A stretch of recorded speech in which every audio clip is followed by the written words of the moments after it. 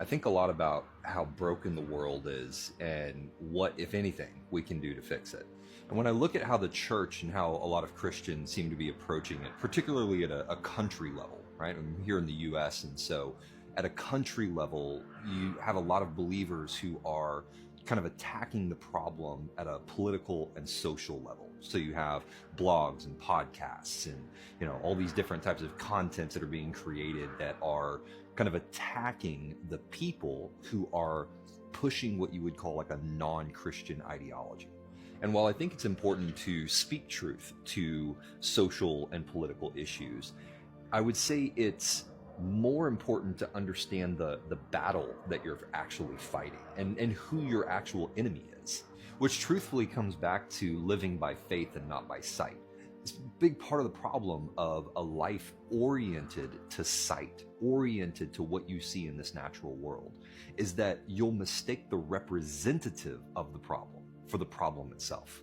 You have to remember that in Ephesians it says, we do not war with flesh and blood. Rather, we war with spiritual powers, principalities, rulers of the air. Notice it talks about rulers, powers, principalities. These are governments in the spiritual world. These are governmental forces in the spiritual world that have control of regions, that have territories that they're responsible for.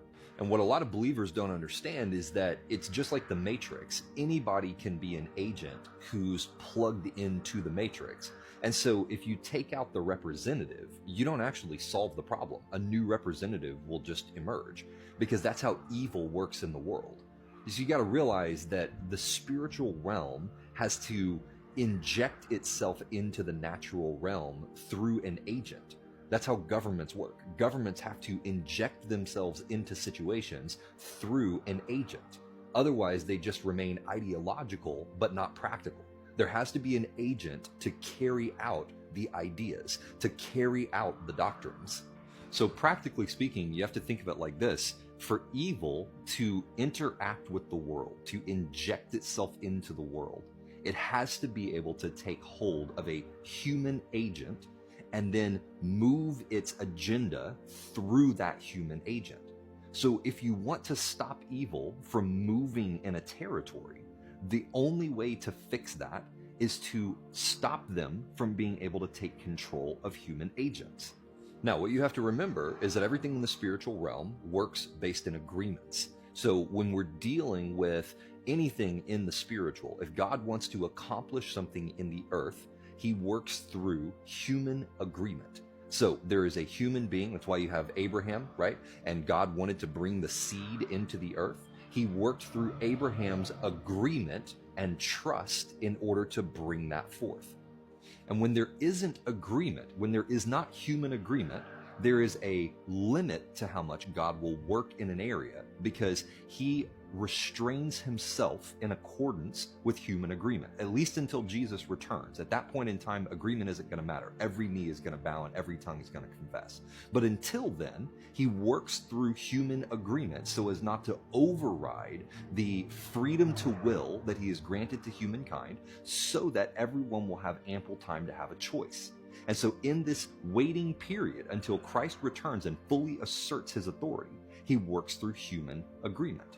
That's why Jesus said, where two or more agree in my name, it will be done for them. It's about agreement. It's about us coming into agreement with God's will in the earth that brings forth his supernatural power to overthrow governmental forces that stand in opposition to the government of God. And so there are two practical ways that we contend with evil in this world. The first practical way is for us as believers to come together in agreement for his kingdom to come and his will to be done on earth as it is in heaven in the particular region that we are operating within. And it is through that agreement that we take the legal right to overthrow the governing forces in a particular area. And the second way is through